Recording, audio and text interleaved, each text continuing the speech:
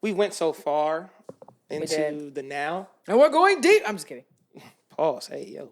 Can we go deep? See, we can do that. You got to be left out. Not us. I was the Hennessy, it ain't me. I mean, shout out to that dog. It's that dog. Okay, my everything. Yeah. Anyway, I want to get back to the origin of the person we have here today. Yeah. When did you discover you were creative? Like, do you recall any time in your life that you were just like, I kind of like this art shit, like this creativity shit? Get it. Well, the nails distract me. I'm sorry. I've always liked writing. I mean, in elementary school, I would just write songs. Ooh. And I would love to know where those songs are right now. But like I would listen to Britney Spears and like that whole time, like Christina Aguilera, and I would just write songs. I know I was writing about boys and like probably just relationships at like 9. But yeah, I would just, I'm like, I want to write a song. I'm like, oh shit. Then I had a little singing group. We may have gotten booed off stage. Hey, but you was a group and but y'all I was the least, I was Raven.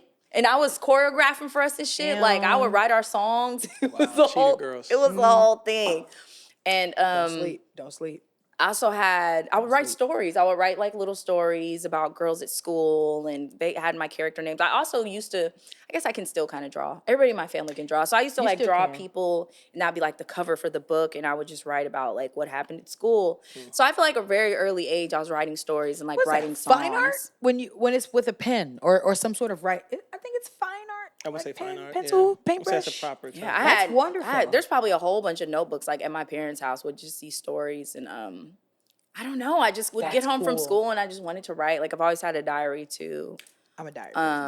So yeah, I would just want to write, and then I think just kept always writing. And then when I got to school, I'm kind of like, well, I guess journalism because I want to be a writer. But I didn't necessarily realize that that's not the kind of writing I'm interested in until I started taking classes, and I'm like, I don't want to write about the fucking presidential election. I don't want to write about the fire that happened. Like, it was so boring to me. And then they had a class called Update News at San Jose State, and that was like your last like class to graduate. And I hated it.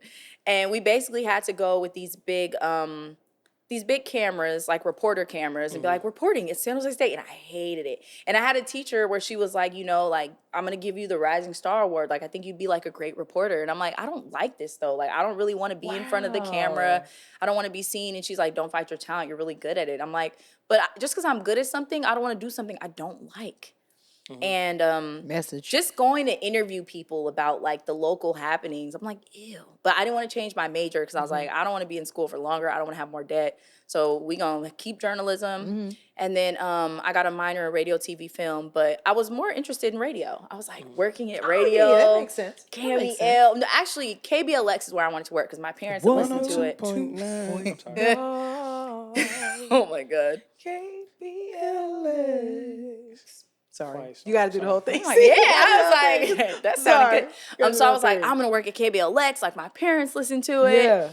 And I took some radio classes. I had, like, my radio show that was called Reckless Behavior. That was the beginning of the name. I don't know why I called it that, but I guess I just felt fitting back then.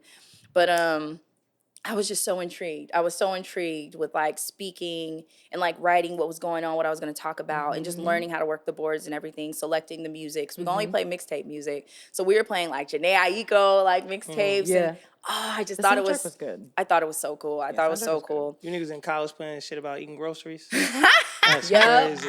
Especially at State, like a lot of the musical taste that kind of surrounded State, it was a lot of like LA shit. A lot of like R&B, sappy, not like full on sappy, but like Janae Aiko, because San Jose just had like a bigger demo of like LA students. I would say that's like the conglomerate between like Bay Area college students that don't want to go that far, but don't want to be like in the Bay. And then LA folks that don't want to go too far from LA, that they can still drive down a couple hours and go home for the holidays and shit. But it was a lot of like music from LA and a lot of mixtape shit, a lot of like, because you couldn't play regular music on that station. You could only play mixtape stuff. So like we had all the stuff in there, and you had to like choose what you wanted to put on. And I just thought it was so cool. But I wanted a minor because I'm like, okay, like if I can get a minor and major, I feel like that's more valuable use of time. But they combined radio, TV, and film. And I was just kind of like, I'm not interested in film. Like, I don't want to take these classes. But the way it was, you could pick, you could pick like what you wanted to focus on more. And I was like, TV and film, and I was like, radio. So I focused on radio and got the degree, took a couple film classes, a couple TV classes, but it was whatever. And then once I graduated, I got an internship. Shout out to my sorority sister, Chica. Shout out to you, Miss Went to Chica. SF State because she got me a job in radio. And once I got into that, I didn't really like it. And I noticed that there was a lot of non-stability.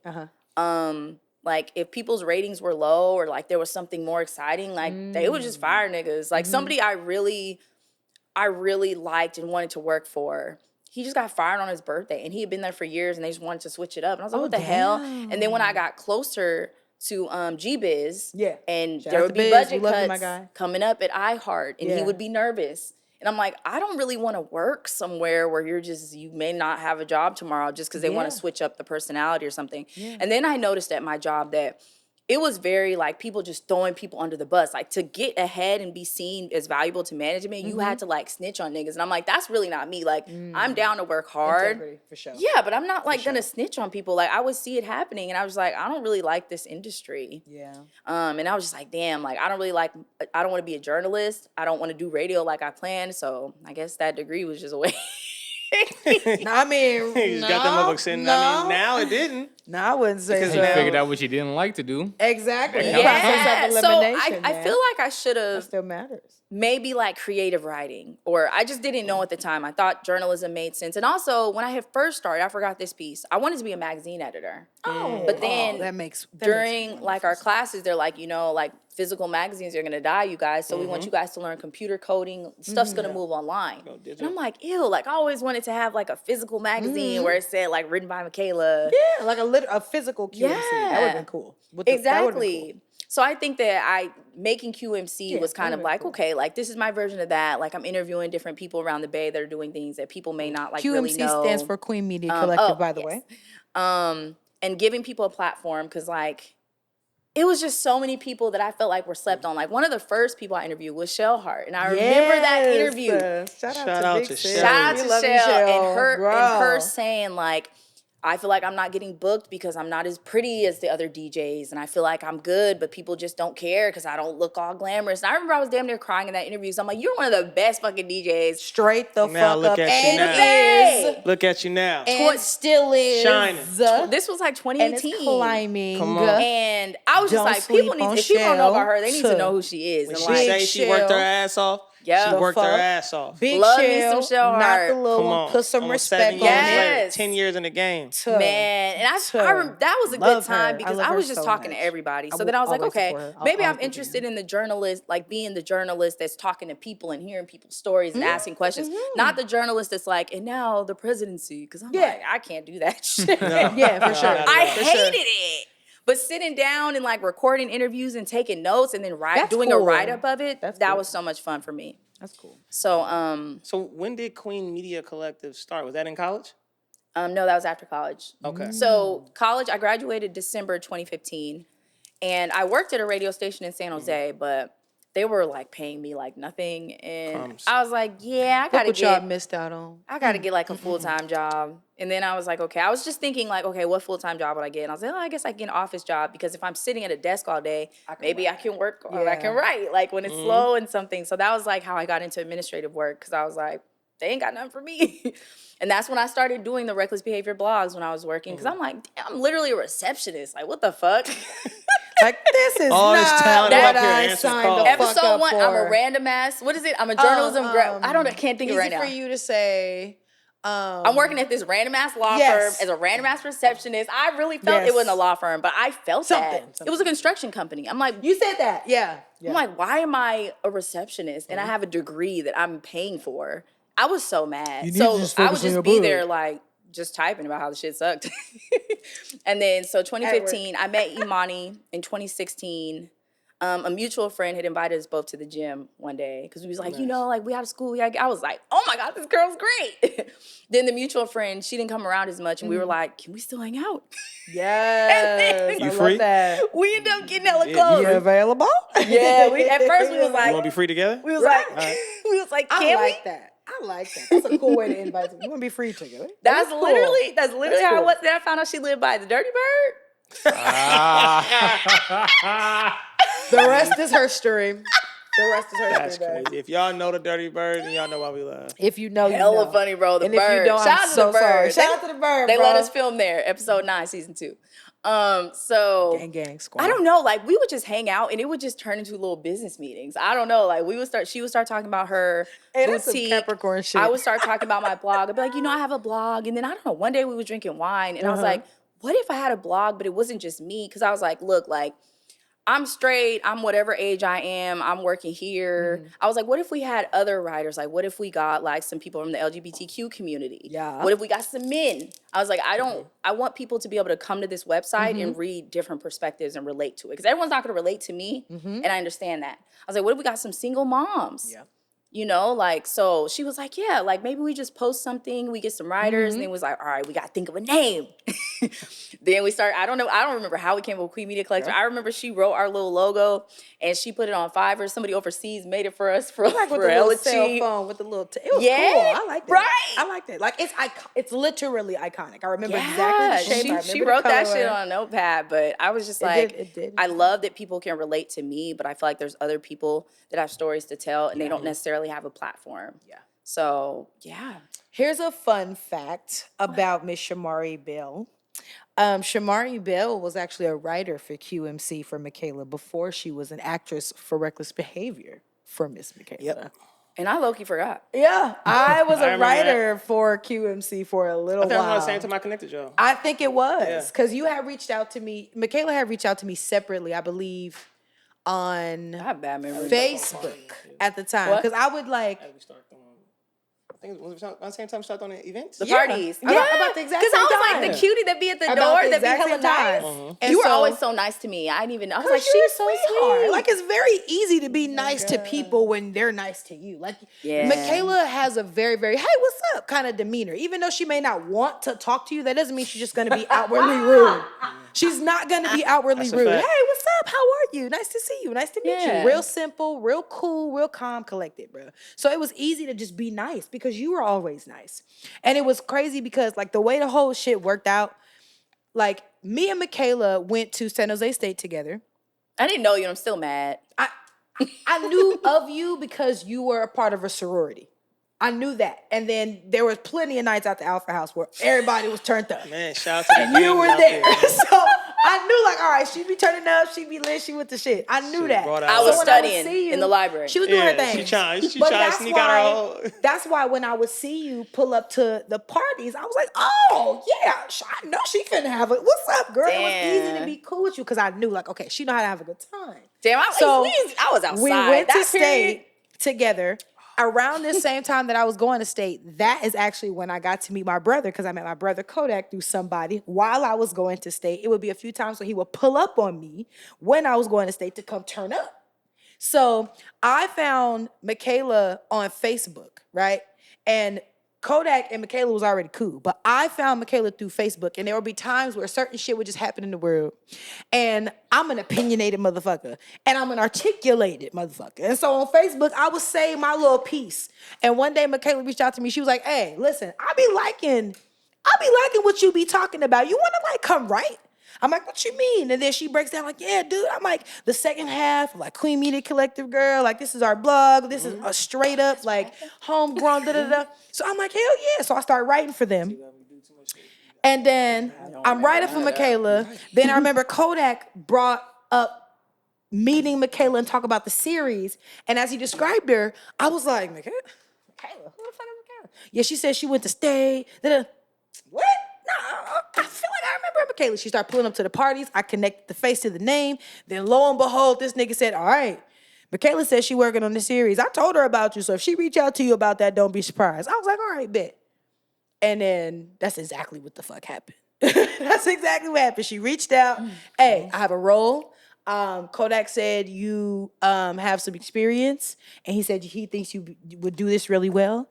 And so she sent me the script. I called on to a Zoom table read, and apparently did my damn thing. Because here I am. Apparently. 3 seasons. That's later. crazy. You got to think about that, though. Even That's crazy. Going back to Reckless, like, you assembled your main characters.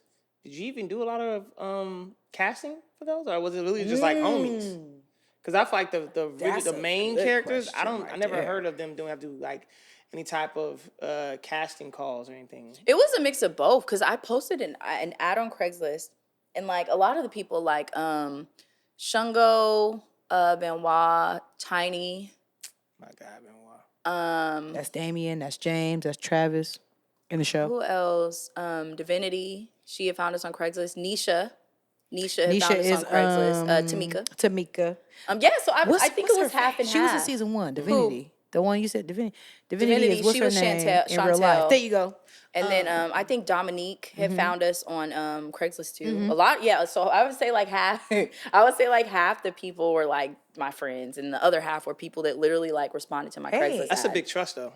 To like literally like, yo, I'm gonna grab my homies and be like, yo, I know most of you niggas don't act like that for real, but I got this idea. Fuck with me on it. That is like run with me. 6 years later. Yeah, they're mainstays. A lot of guys are mainstays. You know what I mean? And then like. But that's also the hard thing about that was happy. like getting to season 2 and kind of being like, okay, like some people aren't that good, and we're getting to talk about that. Getting to a point where we don't want it to be laughable because some people can't act, and I love you to death, but you can't be in the show anymore. And people taking it personal, and me just being like, yo, like after season 1, I cut some people. After season 2, some people got cut. But it's like everything needs to be the best it can be right now.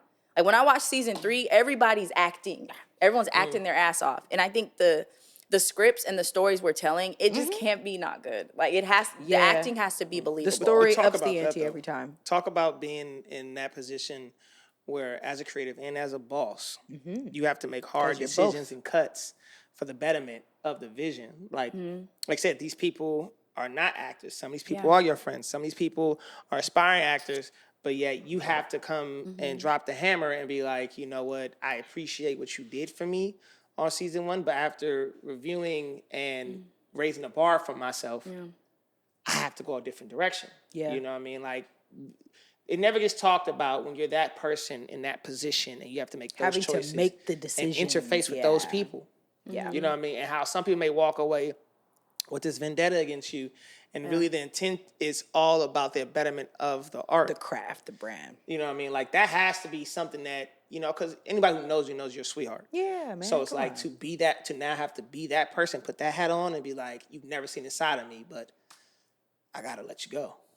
Sorry. It was very difficult. Because when we first did it, it was kind of season 1 was an experiment. We just want to see like if we could do it. It was an experiment. I didn't expect people to really fuck with it and be like season 2. I'm like, y'all want more?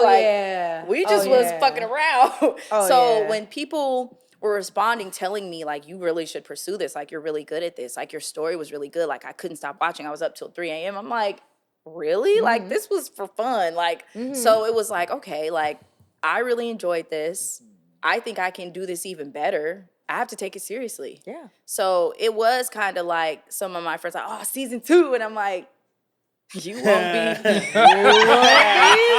You a wild boy. Why are you laughing? I am so sorry. Boy. No, it sucked. And people were upset. You and won't there's be there. definitely some people, not like my close friends, because I think they just got over it and they still support me. Yeah. But some people, I've been blocked by some people. There's people that speak very ill of me because I cut them from the show, or like we got into it and I wouldn't concede to certain things they wanted me to do as far as their character. I'm like, no, this is my vision. Just because you want me to do like X, Y, and Z, like there's been those kind of situations where people are like, well, fine, I won't work with you ever again. And I'm like, okay, but I'm not going to compromise my vision. You wouldn't get no fucking work to begin with. All right. I'm sorry. So it's sad though. It's sad. And certain people, I feel like I've been very mature about my message, and I've been very respectful. And then I'm like, oh, I'm blocked. Like, goddamn. I'm gonna twist the knife for these fuckers a little bit more, okay? And I'm gonna do it with grace and dignity. But I think I think the biggest gripe, I love that everybody took a sip. The biggest gripe that I had was some of the shit that I saw, because I was blessed, thank God, to be there since season 1. A lot of the shit that she had to kind of cut off.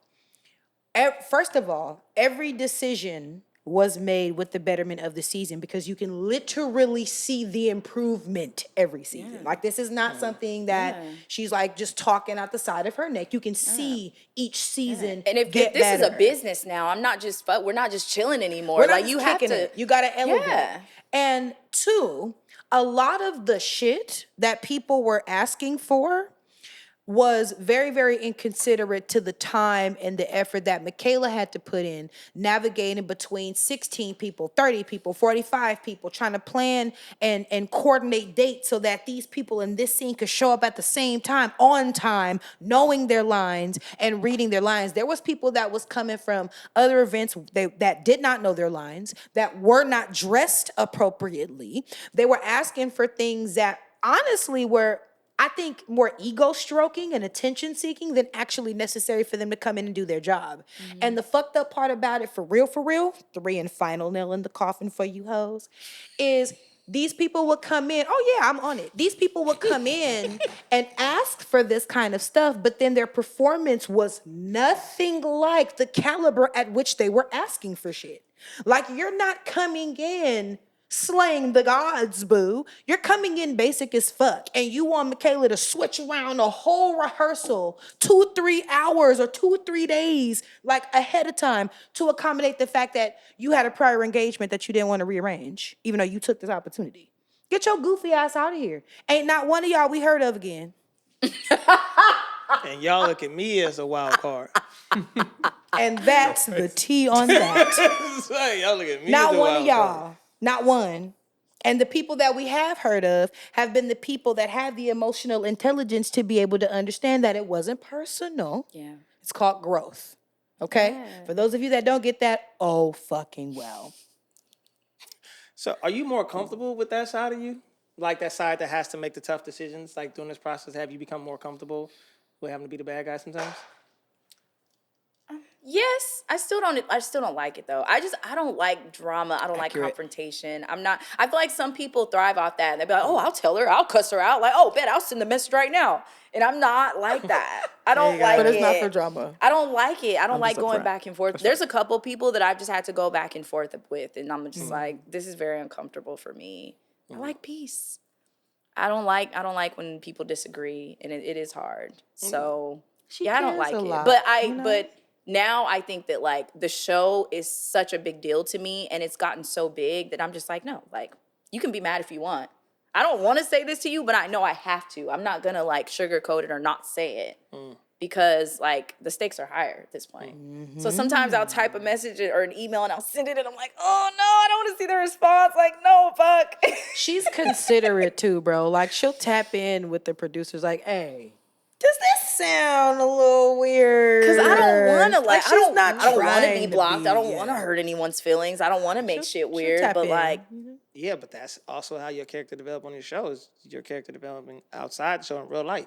You have to go from this timid young woman who has this idea to now, like, okay, I got to step into leadership shoes and do what's best for everyone. Yeah. I guess I just wish, like, and I think that in my head, I've always thought, like, as we get older, like, everyone's just mature. But now that I'm even, like, working in corporate, I'm like, some people are 50 and they're so fucking, like, immature. And it's like, damn, maturity doesn't come for age with everyone. No. So it's like, why are, like, the 20-something-year-old cast members, like, I've had hard conversations with some of those people, and it's been received better than, like, some people that are, like, mid-30s. Yeah. Like, I've said some harsher things to younger people, and we've been able to be adults with it. But some older people are huffing and puffing and talking about me to other people. And I'm like, what the fuck? Like, I didn't do anything wrong to you. Like, you know what I mean? Like, I feel a different direction. Yeah. And I feel like I'm always, people may not agree, but I feel like I'm pretty reasonable. I've made certain concessions for people, but if it's something ridiculous and something that doesn't make sense, I'm not going to do it. No, but that's it. That's the tough part of being that. When you have a vision,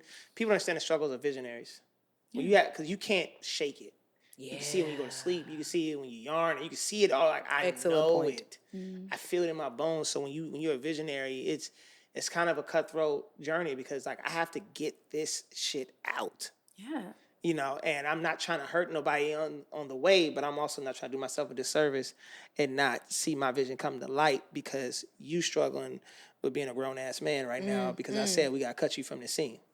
Yeah. Like, Ooh. you know what I mean? Like, you, ooh. But I should choose your feelings over my vision. Over this whole thing. Over this vision that now my producers now see this vision. Now my cast see this vision, and because your little nut ass don't want to get on the same page with me, I gotta not do what I'm supposed to do because just to appease you, we can do everything except this. Nah, so like being in that position, when you're a visionary, it's tough because they don't, and not everybody see it. Not everybody has. Some people got that blindness. They are very blind, so they take it as like, oh, she doing something to me. It's like, no, dog, you thinking micro, I'm thinking macro. Bitch, you thinking small. Look at the whole chessboard. This we gotta be thinking big. Decision makes decision. Exactly. This decision makes the better choice for us long term. So it's like being in that way, being someone who have to watch you and be in those rooms, those conversations. You have to like, man, I don't want to do this, but I gotta do this, or I think I should do this. You know what I mean? And I commend you for leaning on your team, your tribe, and be like, yo, please check me if I'm seeing it wrong. Yeah. You know what I mean? Not everybody has that type of ability to take away their ego and be like, I know what I think, but am I right for what I'm thinking? You know what I mean? To at least check in, like check. And it's still hard for me to do that too. Like, there's definitely been times on producer calls where they're all just like, "No, Michaela," and I'm like, "Well, why not?" Not then that. I'm like, "Damn, I gotta tell them they right." That's a part of great leadership. Great leadership. I be feeling like the little kid in me's like, I hate when y'all right, bro. So, Yeah, but that is what will make you. That's gonna make you continue to make you a great leader is because you again taking away that ego, knowing that great leaders know how to follow. Sometimes you gotta lean on your team. And be like, yo, I can't see beyond the trees like y'all can on this. Yeah. So if y'all see it, I'm gonna roll with y'all because I trust y'all. And then when you're right, you're like, damn. It also reminds you, I did a good job. I put together a good team. So like you have to always give yourself flowers for that, for even having that ability. 'Cause there are a lot of people who are complete dictatorship. We're doing this. And we're like, I'm trying to tell you that ain't gonna work. But it's like seeing season 1, even though, you know, people liked season 1 and that is the beginning. Season I will 1's never, fun. Season 1 was what it was. And that was the beginning of the journey. Like, we had to start somewhere. It's the pilot. But I just think of like certain decisions I made. And I'm like, I really was like trying to be on some dictator shit. And that's why it's not as good as it could have been. Because I should have listened to the people around me. Growth, though. That's growth. And that's that's to me at least, that's the most inspiring part about being able to be a part of it. Is that it's one thing for somebody to give you a whole bunch of platitudes and make something sound fluffy and beautiful. And we're gonna go here and we're gonna make this much and we're gonna do this. It's one thing for somebody to give a projection and then that projection be false versus somebody coming to you with an idea, a concept, a vision, and it's like, listen, this is what it is. I'm trying to go here. You with me or no? You know what I mean? And the fact that I would say you have the ability to be able to reflect and look back and be like, okay, I could have used some more guidance there. Okay, maybe I should have thought And then about there's that. also the like that's listening to certain ideas and that's wonderful. and being convinced that it's the right thing and then it like completely screwing me over and then being like, okay, well you can't be open to all ideas because now you out of money. Because you still have to be selective about what so there's you definitely been some of know? those things where I'm like, I listen to that nigga. Damn it.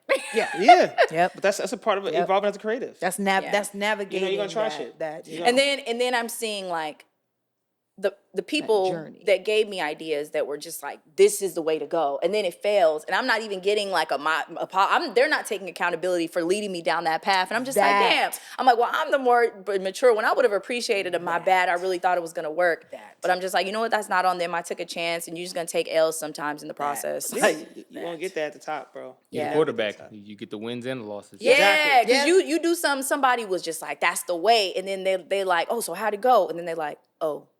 Once it went negative, they're stepping out the way looking at you. You gonna run me my money for this idea that you said was gonna shoot me to the top? Gross sisters right here, just like this. So that also gets me because I'm just like, where's the accountability for leading me down that path? But it's okay, I don't need that. I made the decision and I'm gonna leave it in the past and hopefully make better decisions. I'm still probably gonna make some not so good decisions. That's life. Mistakes, but you're gonna keep growing. Hey man, Exactly. the smartest person in the world knows that they don't know everything. Candid. A man that knows everything, understanding knows nothing at all. If you can see new areas of growth, that means that your mind and your body and your spirit still have the capability of doing so. And that's the best part about humanity. When you can see it and be like, you know what, I could get stronger there. Maybe my foundation needs some blah, blah, blah. That's a beautiful thing to be able to do. Because if you look at, let's say, people that don't have that type of like introspection, you see how like they don't have the ability to see how their actions affect other people because they don't think that their actions affect other people as much as it matters to them. Hello. It's a very, very shocking thing to see. Like, bro, you really don't understand. You really don't get how that was offensive. Like, you really don't get how that was It's inconsiderate. crazy. It's odd.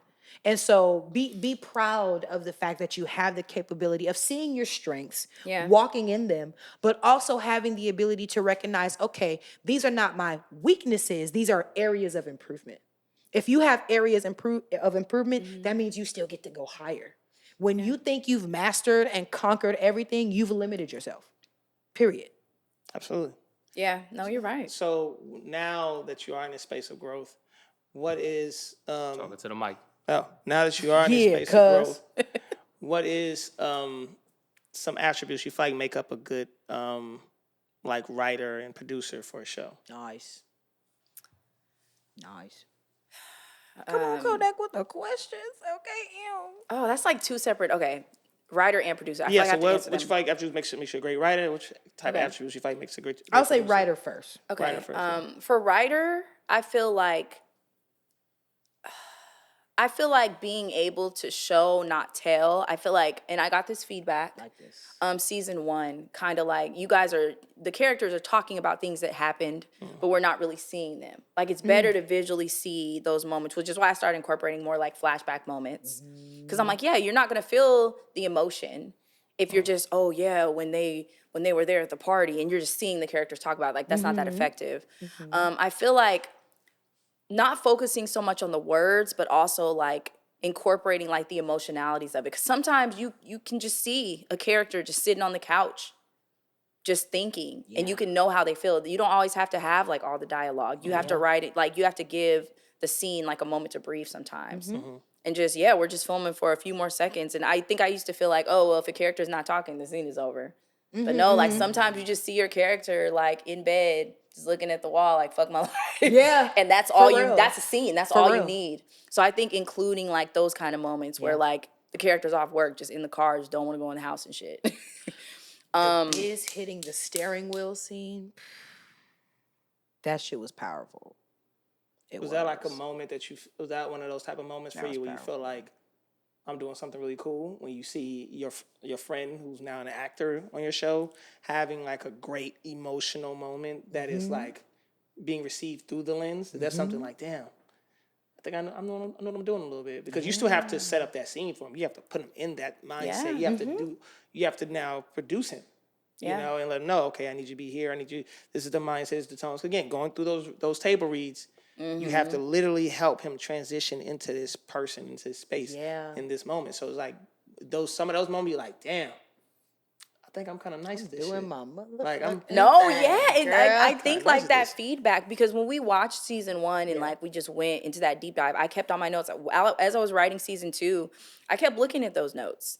And even the part, episode 1 in season 2, where Michaela and Benji are just sitting on the couch after the whole attempted suicide scene. Yeah. And it's just quiet. It's just quiet at first. And I'm like, no, something like that, you're not going to talk right away. You're just like, holy shit. Yeah. So heavy. I think season 1, I would have immediately had it like, you tried to kill, like, I would have tried to. It would have felt like they have to talk. You can't just have them awkwardly sitting there. Space. But no, in real life, sometimes you're just fucking sitting there.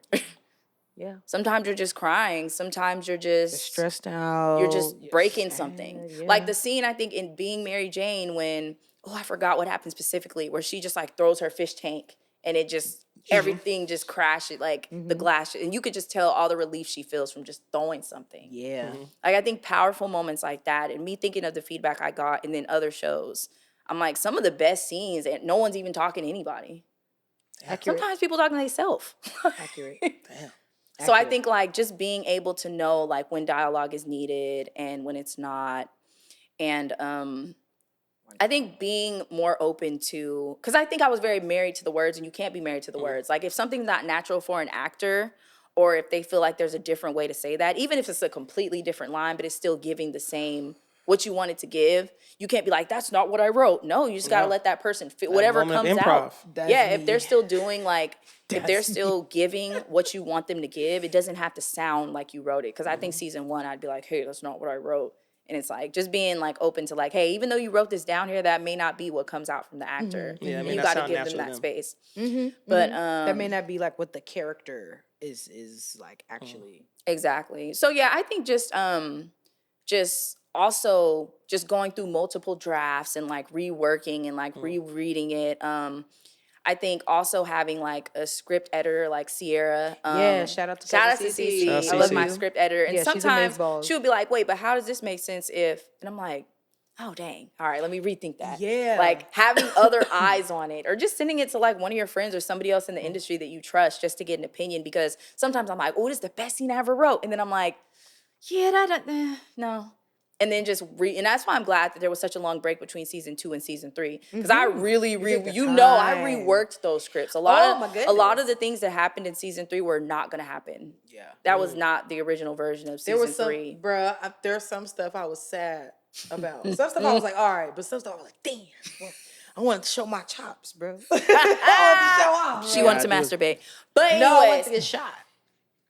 I wanted that. I don't even remember that was supposed to happen. I be reading. I wanted to get shot. Well, yeah, I guess she was gonna get shot. But here we are. It was gonna be in my arm though. It wasn't like no crazy shit. But no, it's not written. So I like, can I say it? Like not the whole thing, but like the thing. Yeah, I was supposed to get like, it was supposed to be like you hear a gunshot. And she was gonna leave it on a cliffhanger, and then you find out that my black ass got shot in the arm.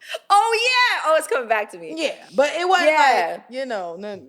Because I think like you could write you want to be a something, goon so bad. and then if you think about it, as an actress, there are opportunities where you can be super expressive, and like when you think of like my character, right? You can probably name somebody that you know that acts like that. Right. And I can too, which is where she came from. Part of that was me, but a lot of times when you're playing a character that you resonate with, there is always that little voice in the back of your head that's saying, "You're not acting though. Like this is you.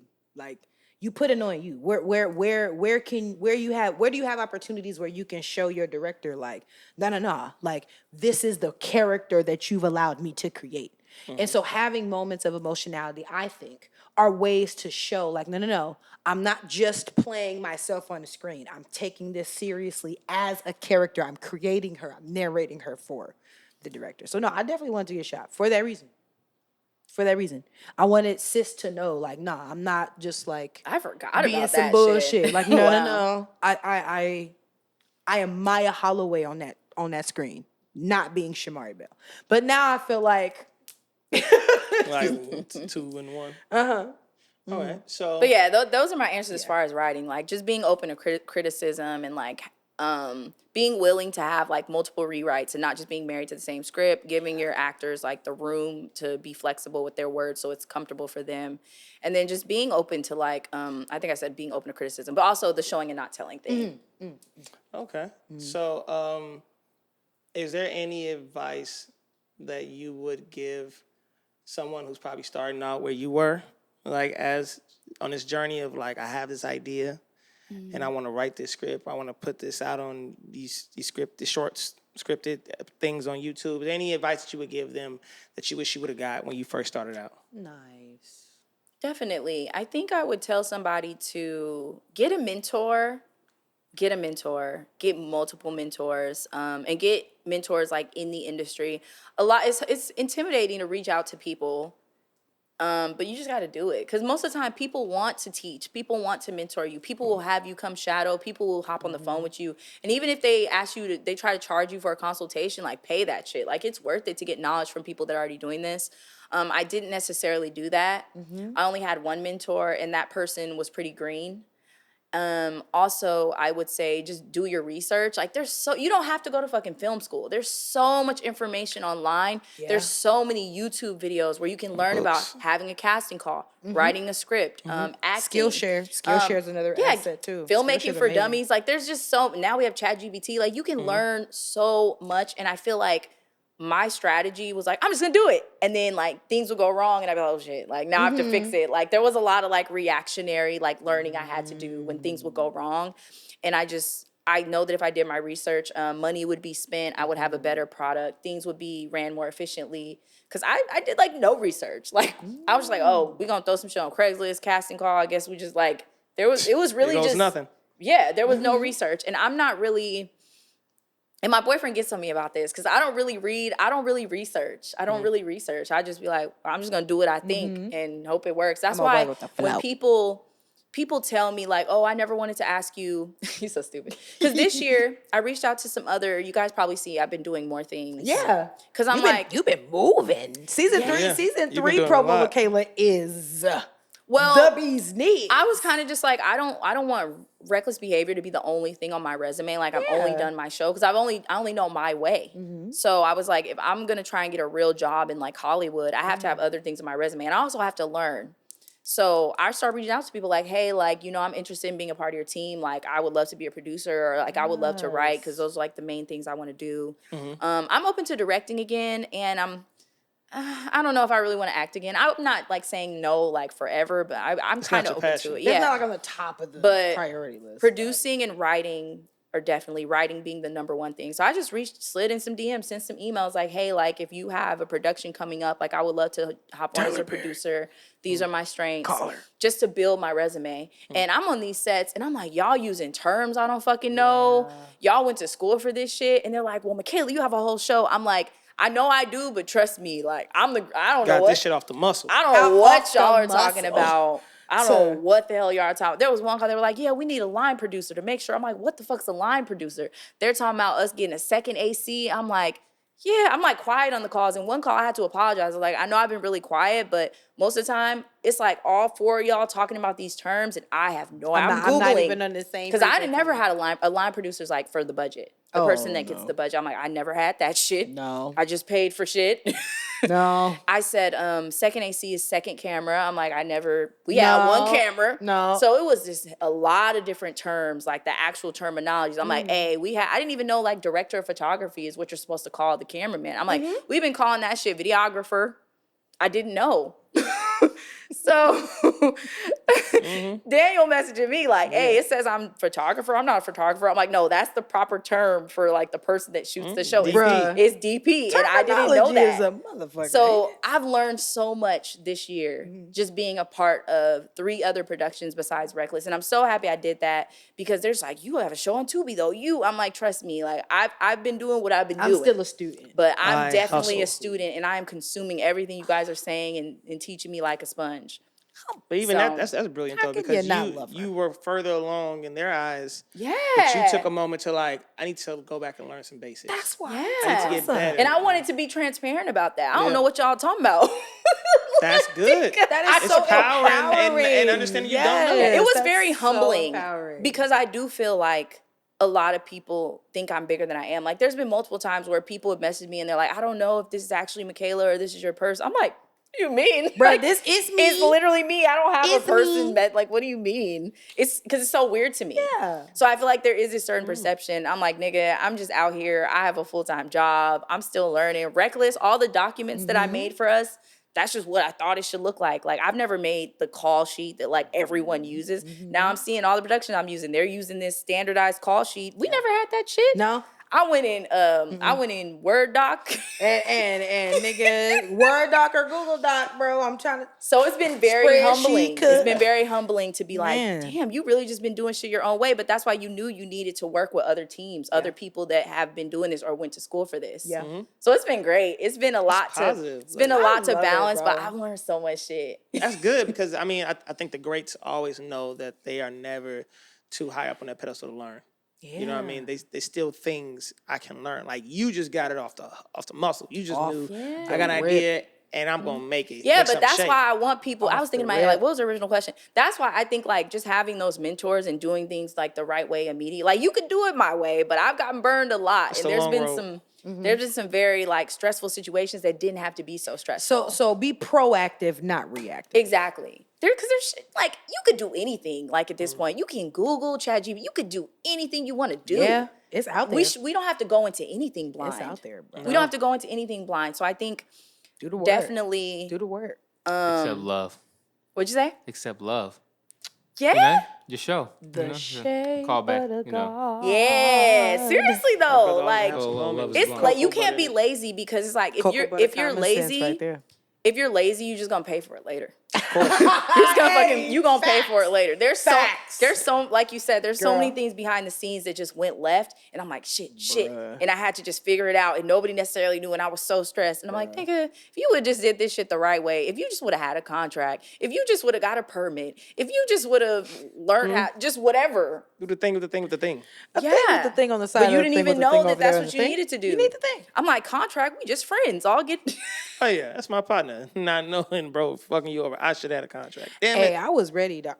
Everybody doing anything for anybody needs a contract. Here you go. Of course. Keeps everybody in line. That's the top thing. Have That- yeah. contracts in place. If they your Paperwork. friends, people switch Paperwork up. party. People will Signatures and switch up. dates. Signatures and dates. Exactly. People will switch up and Yeah. Signatures and dates. yeah. I think just getting mentors, not being shy. It's uncomfortable at first to just blindly reach out to people, but people will respond. I know somebody that had a tech job and he quit.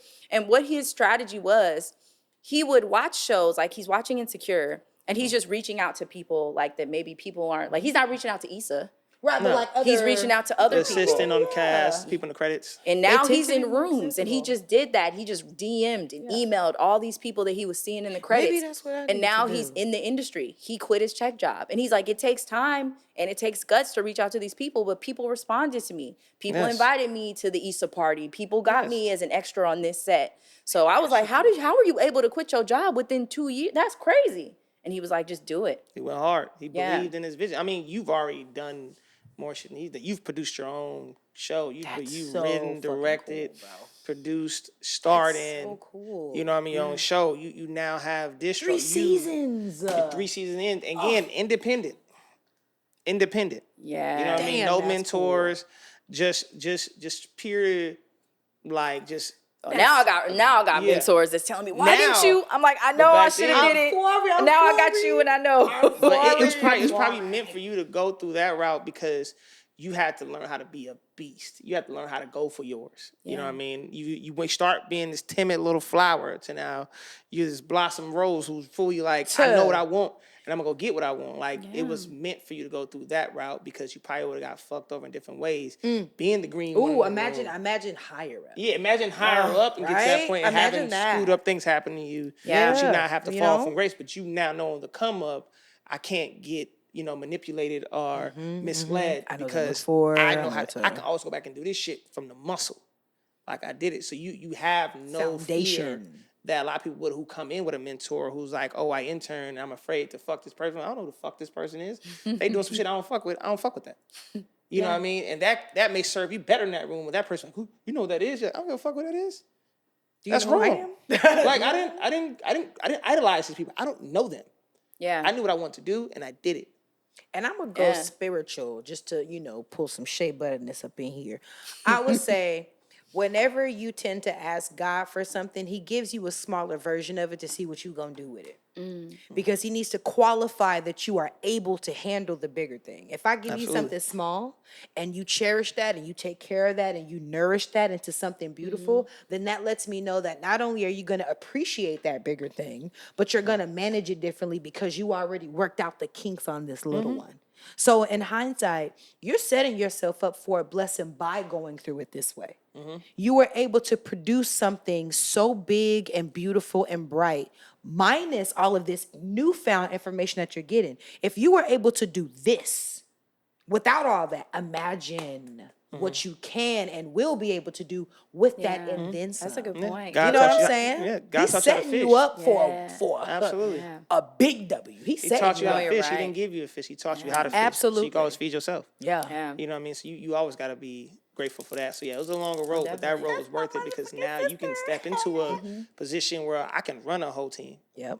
I've done it, with no experience. So now having experience, got resources. you can give me a whole team. I got people to call. Yeah, I got photographers. I understand writing now. I understand how to produce. Yeah. I understand how to gauge ideas in the room. If like that's the best, idea. I don't have to be that person who comes in with this resume, have an ego, be like, I'm not listening. I'm like, no, that don't serve you I can well. actually find someone to do your job. We should actually go with this idea because it works. You know what I mean? So yeah. No, I'm very grateful. I think I definitely want to say for advice, like to just do it because you have to start somewhere and just start. I feel like there's a lot of people that I've worked with and like people I've worked with or maybe not worked with and like everybody's so scared and I can tell and like I'm always, I have this script, but I'm just like, damn, I know that script's not going to go anywhere because that person does not have the confidence or they're not just going to take a risk. I don't have the money. We did season 1, I didn't have a job. I could quit my full-time job and I was like, I'm going to be a freelance writer. I was getting like $50 an article. Like I had to have my dad help me with rent. I was door dashing between writing scripts. And I don't really know how I made season 1 happen until, because Tiny ended up getting me, because I was like, okay, now I do need a job, but I didn't have a job for a while. Yeah. And I think that you can't overthink it. You just got to start and see it through and be confident, because I get really sad. There's certain people, like for 5 years, they've been like, my script one day. And then I know they want to make it and I can just see the fear. And I'm like, you really just have to say, fuck it. Yeah. Fuck what you don't know. Fuck what people are saying. Fuck being scared of what people are going to say. Yeah. Like, and just do it. Do it with the support you have. Absolutely. Like, get you a Kodak. Get you a G-Biz. Like, get you the people in the beginning that I was talking to when it wasn't, that was taking the time to talk to me when it was nothing. Because it's like now that there's proof of concept, people believe. Yeah. But you believed when there wasn't shit there. Mustard seed. You just gotta believe. You was pushing me to talk to people about some shit that didn't even exist yet. Yep. Because I try to tell people, like, bro, it's so many people that don't follow. That's why that's my motherfucking. It's so many people it makes me sad, and like sometimes people are talking because everybody. It's like it's at a point where like people, that you guys know this. People want to pick your brain. Absolutely. And I'm just like, you're not gonna do this, and I can see that you're not gonna do this. And then years go by, and I'll be like, so what about that script? Yeah. Did you do it yet? Oh, well, still life got in the way. Huh? One day, got you. And it's like, my wife got pregnant, and it's like, that's wonderful, but did you send that script? Did you send that script in? Yeah, and it's like, niggas is dying. I don't know how else to say it, but like, niggas is dying every day. Like, niggas you know what I mean? Day, like, she took that right out of my brain. Life is dying, bro. Life is way bro. too Life short. Life is life, bro. She's dying, bro. It's like, I don't, about my trainer. I don't know if you necessarily know. So, rest in peace, my trainer, Monique.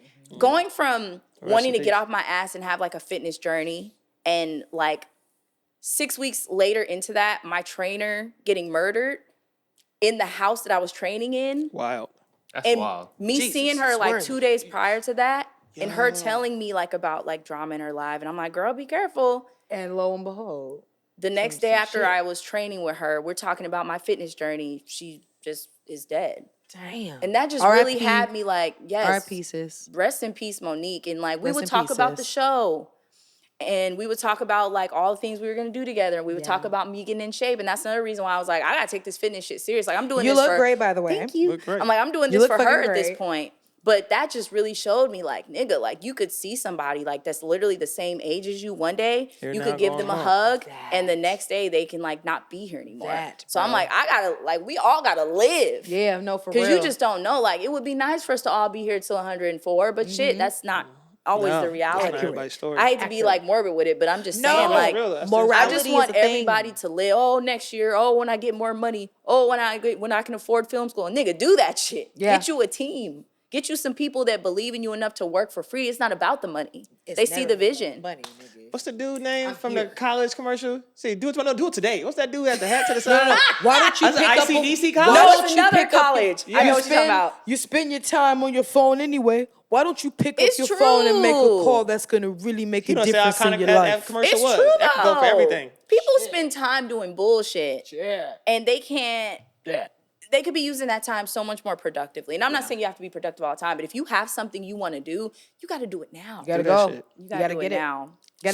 You got to get it how you live. My favorite question before we get out of here is, since we've completed season 3, coming soon, or when it's out, it'll probably be out. What Hashtag is free season next? 3. What are you working on that you can talk about? We don't want you to divulge anything that's Yeah, still in you the know, works. you know. Ink ain't dry. But what is something that you can tell us that you are working on? Yeah, so right now I'm working on Galexia, the miniseries. Nice. Shout out to Jordan Skipper. He's the writer, director, and creator of Yes. that. I'm a producer for that, so I've been helping with like the marketing. And just I feel like producers, you're just doing like any miscellaneous task. So What you yesterday need, got you. we started production. We were in Santa Cruz, Yeah. up in Henry Cowell Park. So lugging all the equipment up into the forest so we could get some good shots because it's a sci-fi story. Nice. About like an Arcanian village and like they're fighting for like their world. Nice. So it's really I dope. like It's different. I wanted sci-fi. to work with Jordan because we worked together before. He has a film festival, and I wanted to do something different. I'm like sci-fi nigga in the Bay cool. Area, and it's a black lead. Oh, that's lit. That's some dope shit. So we just started production on that yesterday. That's cool.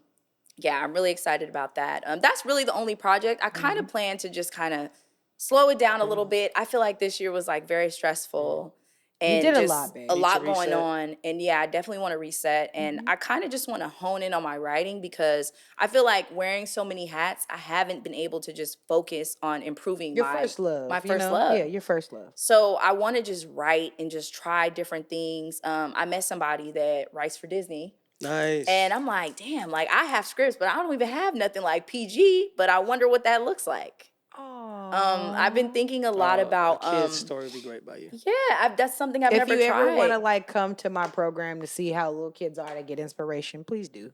Yeah, like my kids will live for you. I just want to Miss just Michaela. see what else I can do. I feel like I know I can do dramedy. I know I can do that.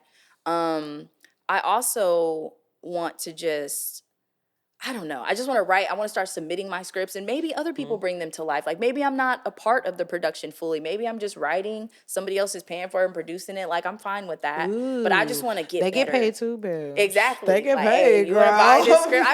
I feel like Reckless is paid, so girl. like my story that I had to be fully involved. Yeah. Like even as far as playing myself, I'm like, I know I would have been so picky if somebody else was playing Michaela Holloway that would have just been another thing I had to worry about. So I'm like, You're not doing me right. I kind of had to play myself because I would have been like, no, I would never do that. Boo. Yeah. But yeah, maybe I'm not so married to like other stories that I write. So I just want to get better, write some PG shit, maybe write like a horror series and just see. And then recently I've been thinking about. If you do that, I'm auditioning. What the horror? fuck? You better. My first role was Satan. And I'm not even exaggerating. My first role that I've ever played in life is Lucifer. Yeah, like I've been seeing some of the horror shit and it's so corny. And I'm like, I've never written a horror script, but I want to see what that looks like. Fun. And I've also been thinking about like college, like 2013 type stories of like when we were in school and writing some of that shit. Because at first I was thinking of it There's as a land for PG-13. Yeah, and at first I was thinking of it as like reckless behavior college or something like that. But I think I want to separate it from reckless behavior. Like reckless behavior is what it is. I can start an entirely new college story with like different characters. And it's a new world. So I definitely have interest in like doing something like that. But yeah, next year is going to be on writing. It's going to be fully on writing and just resetting. I'm a fan of Michaela. I'm a you. Michaela fan. I just need to see P. Shelton Productions one day. I'm just going to be real happy about it. I'm not going to, I don't know when. But NPS Enterprises. You feel me? I'm just saying. Like, I know it's going to happen one day. Yeah, so I'm just ready I would to love see to. it. I have so many thoughts and I have so many NPS scripts like right now Enterprises. that I I have like that. have just been sitting there because obviously I can't pay for like doing like 5 different shows at one time, but I have scripts. I have stuff I've written. She got some shit in the vault. She do. I have some shit, No and I just shade. feel like She got some I shit haven't involved. touched those scripts. I haven't been able to really sit with them because everything's just been reckless behavior, and I don't regret all the time that I put into it because it's That was your college when it came to your love.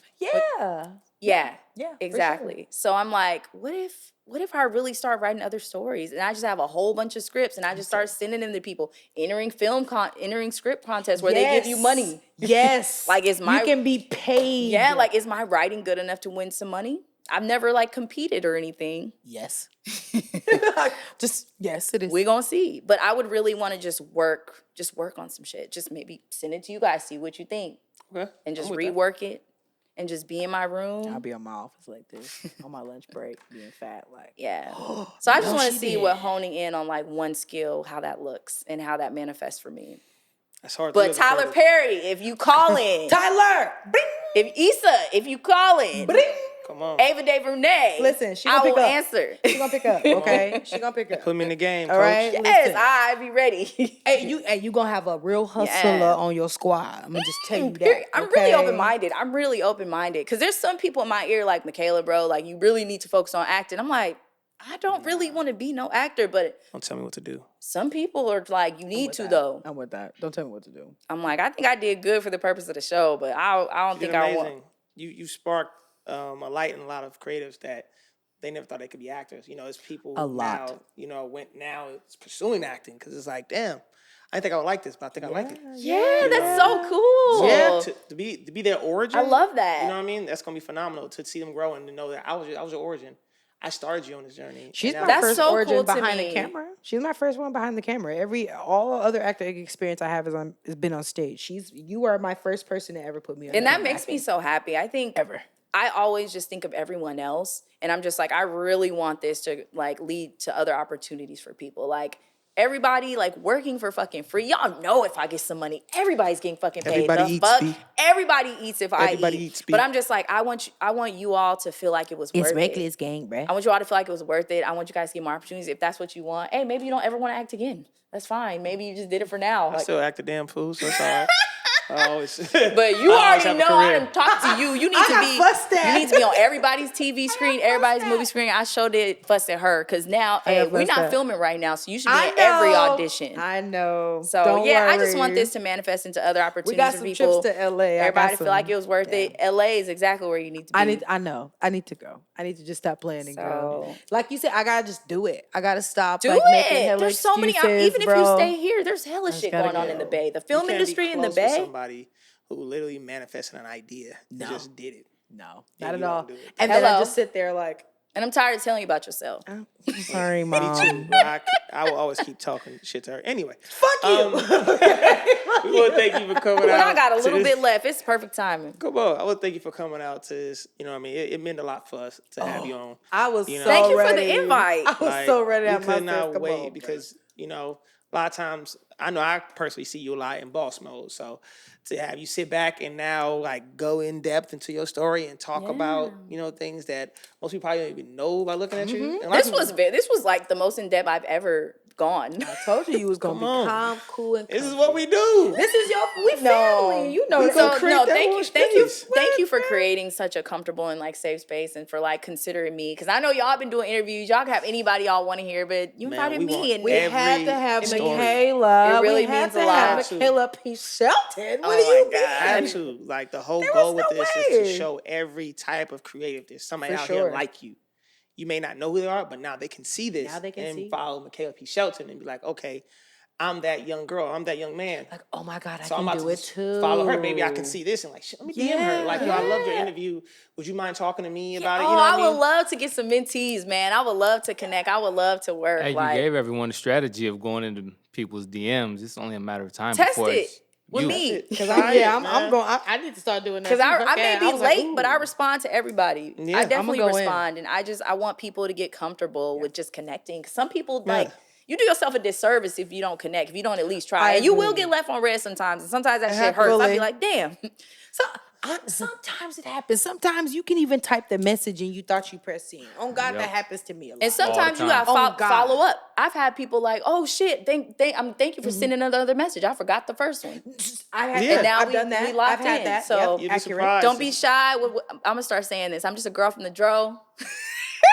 That's gonna be my thing now. I'm just a girl from the dro. I ain't nobody. I respond to my own messages. It's lit. Tap in. San Leandro. They know what the dro means. I'm phone them. Hey, I'm gonna let you gonna know. wrap this I up. have my community service manager at my school. He is also from the Dro, and he literally has merch. That's a thing. The Dro. It's a thing. I'm just a Gonna girl wrap from the this dro, up. man. Hey, but wait, I'm not even gonna hate on it. It's fire. No shade. It's fire. Still wrapping it up. It's Washington fire. Avenue, y'all know Bayfair is closed now. Y'all know Bayfair. Y'all used to chill at Bayfair. Y'all had your little Washington movie Avenue. theater. Shop at Bayfair. Fair Mall. I go to the Ulta. I go to the Target. I go to the Old Navy. My first job was the KFC. Now I'm a filmmaker. I'm done with y'all. I'm done with y'all. You can do this too. Coming from and anyway. You can do this too. And you prevent forest fires. Anyway, we want to thank y'all for coming. Check us out for this episode, man. This was a fun episode. This was a great episode. You know what I mean? I hope you guys stick around for many more. You know, like, see, we are bringing on the creme de la creme of creatives. Man. You know what I mean? To have these necessary conversations, you know what I mean? So hopefully it touched somebody out there to really follow your dream and just do that shit. Yeah. You know what I mean? So once again, I am your partner, Kodak. Behind the camera, operating all of this shit is the VS. The coolest man on the shape other of the guy side himself. of the pillow. You know what I mean? And across from me, it's your girl, Mari Moore, the star. You feel me? Follow me on Instagram at shamari.ray.bell, R-A-Y, not R-A-E. You feel me? And don't be shy, bro. Say what's up. I'm not no weirdo. She don't respond. Hi. I won't respond. She leave you on red. That's why you gotta talk to me in person. Like, Yes. say hi. Don't make don't sure text you me. check out Reckless Behavior, the series. 1, 2, and 3. All seasons. All of them. You know what I mean? So once this, I'm sure you guys better follow on Instagram, Reckless Behavior, the series. You can follow it, find out wherever the series is being streamed on, all the platforms. Also, make sure you follow the one and only talented Michaela P. Shelton, the creator of this. Follow me. You know what I mean? I follow back. Yes. Follow back, nigga. Check in with her journey. You know what I mean? So once again, this is another episode of A Regular Thing, the podcast. Man. Because we'll see it's y'all next art, one. darling. It's Thank you art. for tuning in. Bye. Peace and ease.